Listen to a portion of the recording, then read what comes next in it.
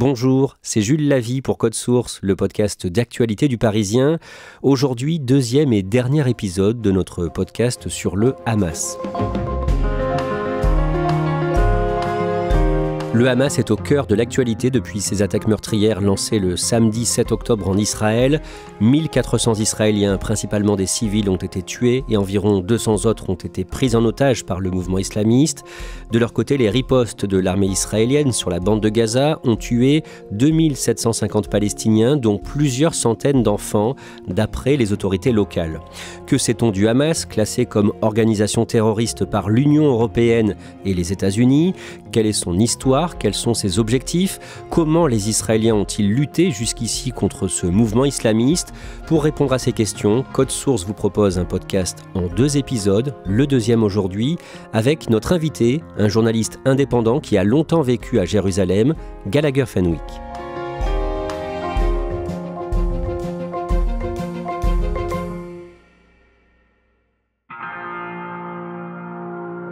Gallagher Fenwick, on le disait dans le premier épisode, vous avez été correspondant de France 24 à Jérusalem pendant 5 ans, de 2010 à 2015. Vous rentrez d'Israël où vous avez couvert pour LCI les attaques du Hamas, un mouvement que vous connaissez bien, vous avez été plusieurs fois à Gaza. Et on reprend le fil de ce podcast en 2011, au mois de mai. Gallagher Fenwick, vous interviewez pour France 24 l'un des leaders du Hamas, Khaled Meshal, en Égypte. Qu'est-ce qui vous frappe quand vous le voyez ? C'est une rencontre qui est véritablement marquante. D'abord, il y a le lieu, ça se passe à l'Intercontinental, qui est un hôtel très chic au Caire. Et ensuite, il y a le dispositif de sécurité autour de cet homme qui se trouve être le chef du bureau politique du Hamas et chef qui vit en exil, puisque Khaled Meshal vit en exil. Il a vécu à Damas, il vit au Qatar, et là, il est au Caire. Et je me souviendrai toujours de la poignée de main que m'adresse l'un de ses principaux gardes du corps, parce qu'il vient vers moi, me fait un grand sourire et m'écrase littéralement la main droite dans la sienne, avec beaucoup de force et de vigueur, tout en m'adressant un grand sourire, qui est une manière de me dire « on sait à peu près qui tu es, mais tiens-toi à carreau ». Donc le message, il est clair. Après, Khaled Meshal, il a une manière très suave, sa barbe est finement coupée, son costume est très bien ajusté et ses éléments de langage sont très très travaillés. Juste avant moi d'ailleurs, il accorde un entretien d'à peu près 1 heure à un intervieweur star de la chaîne Al Jazeera. Toujours en 2011, le 18 octobre, le soldat franco-israélien Gilad Shalit, qui avait été enlevé 5 ans plus tôt, en juin 2006, est libéré. Gilad Shalit a été transféré ce matin en Israël après un bref passage par l'Égypte. Au fil de ses 5 années de captivité dans la bande de Gaza, entre les mains du Hamas, le jeune soldat franco-israélien est devenu le symbole de la fidélité de l'État hébreu envers ses hommes pris en otage. On parle de 1027 prisonniers palestiniens libérés. Moi, j'étais dans la bande de Gaza. Il faut savoir que ça a été présenté et vécu par le Hamas comme un immense moment de victoire. C'est-à-dire que quand les prisonniers palestiniens ont été libérés, le Hamas a fait sortir, et ça c'est très très rare, ses combattants, les brigades Ezzedine El-Qassam. Et je me souviendrai toujours des combattants du Hamas en armes. Leur visage était caché sur des kilomètres et des kilomètres et des kilomètres. Mais ils avaient tous dans les mains lance-roquettes, fusils, armes de poing. C'était un moment où le Hamas voulait vraiment démontrer sa force et sa présence dans l'enclave palestinienne. En 2017, le Hamas modifie ses textes fondateurs, il semble assouplir sa position, il donne l'impression de reconnaître indirectement l'État d'Israël. Qu'est-ce qui nous fait dire ça ? Il y a tout un débat sur le terme le plus adéquat à employer pour parler non pas de l'assouplissement de la charte, mais de la production d'un nouveau document. C'est-à-dire qu'on ne touche pas à l'ancienne charte, mais on produit de l'écrit supplémentaire. Il y a l'écrit où on est prêt à parler des frontières de 1967. Donc il faut rappeler que en 67, durant la guerre des 6 jours, Israël reprend le contrôle de la totalité du territoire entre le Jourdain et la Méditerranée. Et donc, le Hamas se dit prêt à reconnaître cette partie-là prévue par le droit international. Ce qui veut dire que si eux sont dans leurs frontières de 1967, de l'autre côté de ces frontières, il y a bien quelque chose. Alors le Hamas ne le nomme pas, ne parle pas d'Israël. Et donc pour certains, il y a quand même un pas immense qui a été franchi. À partir du printemps 2018, des jeunes Gazaouis viennent défier les soldats israéliens à la frontière de la bande de Gaza. C'est ce qu'ils vont appeler la grande marche du retour. Des milliers de Palestiniens se sont rassemblés ce samedi à la frontière entre la bande de Gaza et Israël. Ils étaient appelés à manifester en masse. Ce qui est intéressant, c'est que ça part d'un mouvement de la société civile, d'étudiants qui veulent de manière non violente se rappeler à la conscience du monde. Et donc pour le faire, ces jeunes organisent des marches où très concrètement, ils marchent depuis Gaza et d'autres localités en direction du mur qui sépare l'enclave palestinienne du territoire israélien. Ça a un tel succès que le Hamas va tout de suite s'en emparer et commencer à affréter des bus pour ramener davantage de personnes. Et finalement, j'ai envie de dire, tirer la couverture à lui-même. La gestion par les Israéliens va être évidemment délicate parce qu'il y a derrière tout cela une guerre de l'image, parce que les jeunes qui organisent cela insistent sur le fait qu'ils ne sont pas armés. Et donc quand les Israéliens font usage d'armes létales et de tirs à balles réelles, d'abord pour blesser et parfois pour tuer. Ils reviennent aux abords de la barrière de séparation entre Gaza et Israël. La même où vendredi, première journée de la marche du retour, 16 manifestants palestiniens sont tombés sous les balles israéliennes. C'est évidemment des images qui sont injustifiables aux yeux de la communauté internationale. Donc il y aura énormément de blessés côté palestinien, des jambes déchiquetées, des blessés très sérieux, et puis des morts. Et ces marches, prévues pour ne durer que quelques mois, vont finir par durer 18 mois au total. En mai 2021, le Hamas parvient à frapper Jérusalem avec ses roquettes. Il faut bien comprendre que dans ce conflit, Jérusalem, c'est le nerf de la guerre. Et en tirant sur Jérusalem avec des munitions qui ne sont franchement pas des munitions intelligentes au sens où elles ne sont pas téléopérées, on ne peut pas parler de précision métrique, il y a le risque de tirer sur des Palestiniens, sur des parties habitées par les Palestiniens. Le Hamas veut envoyer des messages très très clairs. Il cible l'endroit où est installé le cœur du pouvoir politique israélien, le bureau du Premier ministre, mais aussi le Parlement. Et puis ça démontre aussi une capacité à tirer loin, puisque Jérusalem est évidemment à des dizaines de kilomètres de la bande de Gaza.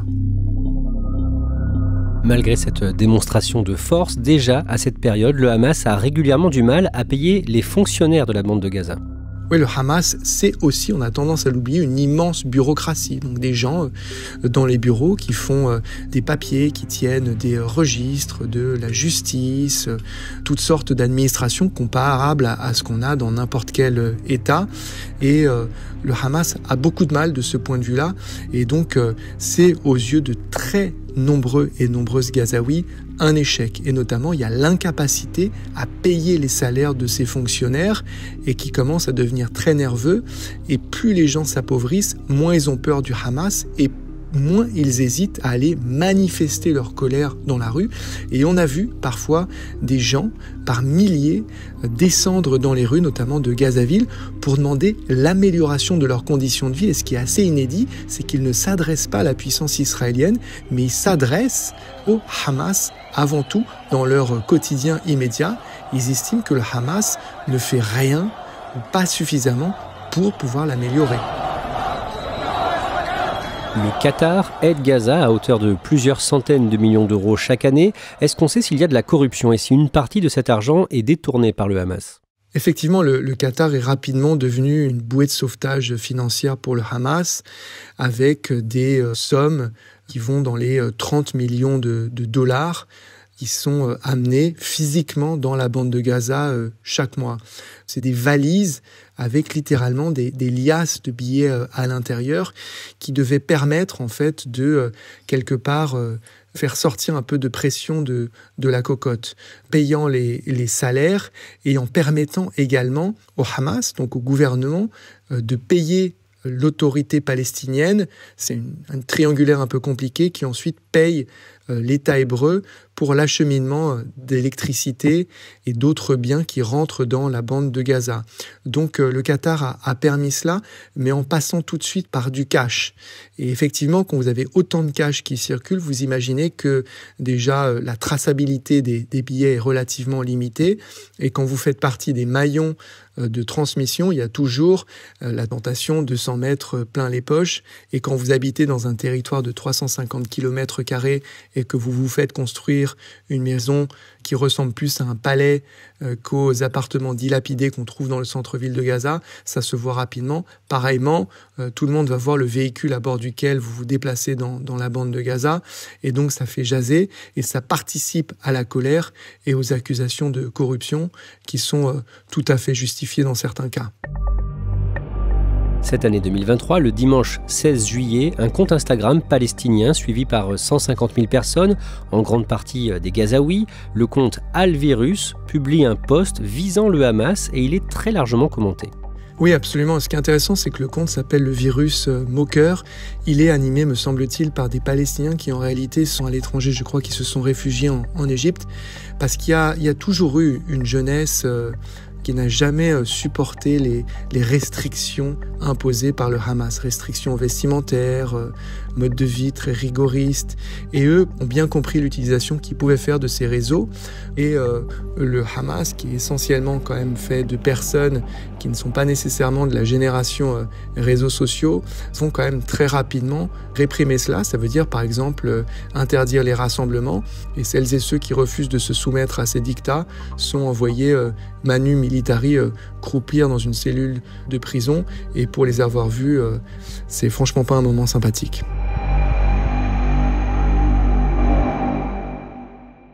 Gallagher Fenwick, est-ce que le Hamas est affaibli à ce moment-là, donc à l'été 2023 ? Le Hamas est très très fort militairement. En revanche, effectivement, politiquement, vous imaginez bien qu'il n'y a pas de presse libre et encore moins de sondage libre dans la bande de Gaza, mais j'ai de sérieux doutes sur la popularité du Hamas. On sent qu'il n'y a pas d'adhésion populaire massive au projet idéologique du Hamas à l'été 2023. Pourquoi est-ce que l'Iran aide le Hamas ? L'Iran est dans une logique d'influence régionale et essaye de constituer une sorte de croissant de front de la résistance unie. Géographiquement, il faut s'imaginer, et c'est pour ça qu'on parle d'un croissant, la ligne que vous pourriez tracer, la courbe plutôt, qui va de Téhéran à Gaza, en passant par Bagdad, Damas, Beyrouth, le sud Liban. Et donc l'Iran utilise des forces, des factions, des milices, des mouvements qu'elle finance, qu'elle équipe, qu'elle aide, qu'elle appuie, la plus connue d'entre elles étant le Hezbollah, pour avoir de l'influence, déstabiliser des régimes et finalement faire en sorte que l'Iran soit puissante, influente et menaçante, et donc respectée à la fois par ses voisins, mais aussi par la communauté internationale. Du point de vue d'Israël, toujours à l'été 2023, est-ce que le Hamas est perçu comme une menace importante par rapport aux années précédentes ? Sans doute qu'Israël perçoit et continue de percevoir le Hamas comme une menace. Mais au fil des années, même si, comme je l'ai dit, le Hamas s'est amélioré du point de vue opératoire au sens militaire et a fait croître son arsenal, je pense qu'il y avait dans l'esprit peut-être du Premier ministre israélien et peut-être aussi de certains responsables sécuritaires l'idée que le Hamas n'était plus vraiment et n'a peut-être jamais été une menace existentielle pour l'État hébreu. C'était plus une nuisance qu'une menace, mais une nuisance qu'Israël était en capacité de contenir. Le monde entier a les yeux braqués sur ces kibboutz, théâtre de massacres sans précédent. Ils parviennent à faire l'impensable. Ils traversent la frontière terrestre entre la bande de Gaza et Israël. L'horreur, les destructions, les maisons brûlées et les cadavres. En Israël, les attaquants palestiniens ont perpétré des meurtres et enlevé des civils. Plus de 100 personnes auraient ainsi été emmenées de force vers la bande de Gaza. Le samedi 7 octobre, à la fin d'une fête juive et en plein Shabbat, le moment hebdomadaire de repos dans la tradition juive, le Hamas lance des attaques coordonnées sur Israël, plus d'1 millier d'hommes en armes qui massacrent des civils israéliens, femmes et enfants compris. Plus de 1200 Israéliens sont tués et plus d'une centaine pris en otage, à la suite de quoi les bombardements israéliens sur Gaza feront plus de 1200 morts, d'après les autorités locales. On ignore combien de civils. Gallagher Fenwick, après ces attaques, le 7 octobre, quels sont les premiers mots du Hamas? Comment le Hamas commente ce qu'il vient de faire? Il reconnaît son entière responsabilité dans ces actes terroristes, dont le caractère méthodique est absolument effrayant, puisque ce sont des hommes en armes qui vont dans des petites localités qui sont à quelques kilomètres de la bande de Gaza et qui, maison par maison, vont tuer hommes, femmes, enfants, vieillards. Ils pillent, ils brûlent. Donc ce sont des scènes absolument épouvantables et ils prennent aussi des otages. Beaucoup d'otages. Gallagher Fenwick, les leaders du Hamas savaient forcément que la riposte d'Israël serait terrible ensuite. Oui, le Hamas sait que la réponse d'Israël sera militaire et dure.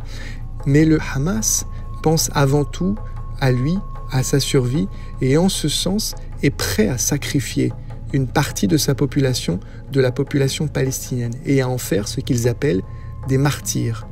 Et c'est là aussi qu'est l'immense drame de ces événements, c'est que de part et d'autre, ce sont les populations civiles qui payent le tribut le plus lourd dans cet affrontement sanglant.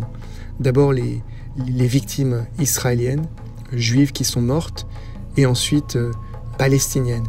Parce que oui, la réponse d'Israël est souvent volontairement disproportionnée, parce que c'est sa manière doctrinale de rétablir sa dissuasion. Pour que vous compreniez l'état d'esprit dans lequel se trouvent les Israéliens aujourd'hui, on parle de plus de 1000 morts, 1200 morts côté israélien. Israël, c'est un pays qui a 9 millions d'habitants. En France, on a un peu moins de 70 millions d'habitants. Donc c'est un rapport de 1 à 7. C'est comme si en France, on avait 8400 personnes mortes dans une attaque terroriste. Quand vous avez 200 otages israéliens, c'est comme si en France, on avait 1400 otages retenus. Je vous laisse imaginer l'état d'esprit dans lequel le pays serait et la difficulté de la tâche consistant à essayer de résoudre cette équation.